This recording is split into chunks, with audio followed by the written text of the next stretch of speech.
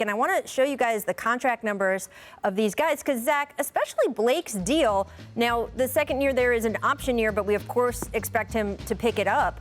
Is this even a tradable contract for Blake Griffin or even Andre Drummond? Are they going to be able to find a trade partner with that amount of money? I mean, we've learned that any contract, any player is tradable. I think the Pistons are going to have a really hard time trading Blake. Andre, with 1 year left on his deal, is pretty eminently tradable. But that said, it's a big number. Like the Raptors rumors that came out yesterday, I have news for you. The Raptors can't make that trade without trading one of their core players. Probably Norm Powell or something would have to be in the trade. Norm Powell might be just straight up as good or better than Andre Drummond. They're not doing that trade. So just the sheer math makes it very difficult for both players. But Andre, that 1 year, that one extra year Blake has makes a huge difference. Yeah, I don't know. I'm interested to see what happens there because, yes, every contract is tradable in theory. We saw Westbrook and John Wall go for each other, but that number for Blake Griffin at this point in his career, I think that is going to be very difficult. So we'll see what happens there. Let's move on because Woj also reports Anthony Davis will be reevaluated in 2 to 3 weeks after sustaining a calf strain on Sunday. AD also reportedly re-aggravated the Achilles tendinosis there. He is unlikely to return to the lineup prior to the All-Star break. So Woj saying the MRI revealed the injury but did not show a rupture of the tendon. Let's take a look here, Zach, at the Lakers' upcoming schedule. What does AD's absence mean for the team? If he's healthy for the playoffs, nothing, because that's all that matters for the Lakers.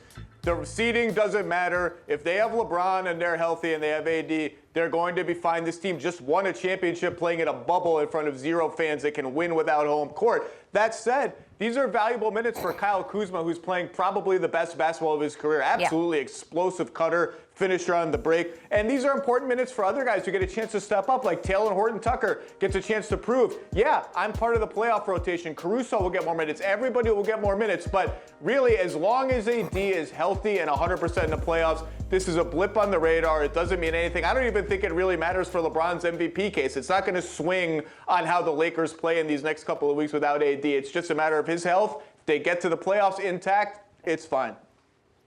Zach, you do know something about basketball, don't you? No, I completely agree. For the Lakers, it's not about seeding for them. They're not one of those teams, like they said, we're pressing for home court advantage. We need to win as many games, no load management. This is a perfect time for AD to get his injury right, for these other players to get put in the roles they're not normally put in, to gain some confidence, because these are players you're going to need down the road. So it's almost, you don't want a player to be hurt. It's almost like a blessing in disguise because now you can give some guys some minutes moving forward that you wouldn't probably give a lot of minutes. And so as long as AD is healthy for the playoffs, I even say take even 2 months off. Come back the last 3 weeks of the regular season. If the Lakers are a 6 or 7 seed, nobody is betting against the Lakers. I get that. Although, Paul, what extra pressure does this put on LeBron James? It's pretty clear he would like to win MVP this year, the amount of minutes, the amount of games he's playing.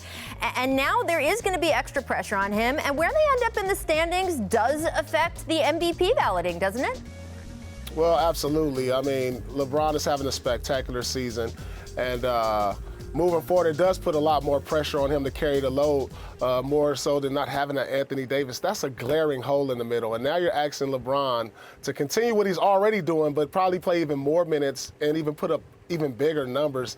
I'm not sure you want that from your superstar aging player, at this point in his career moving forward. They're going to have to look at some point in this season, giving this guy some rest, because the most important thing for LeBron, he wants to probably win an MVP, but he also wants to win another championship too, and that means being rested and healthy for the playoffs.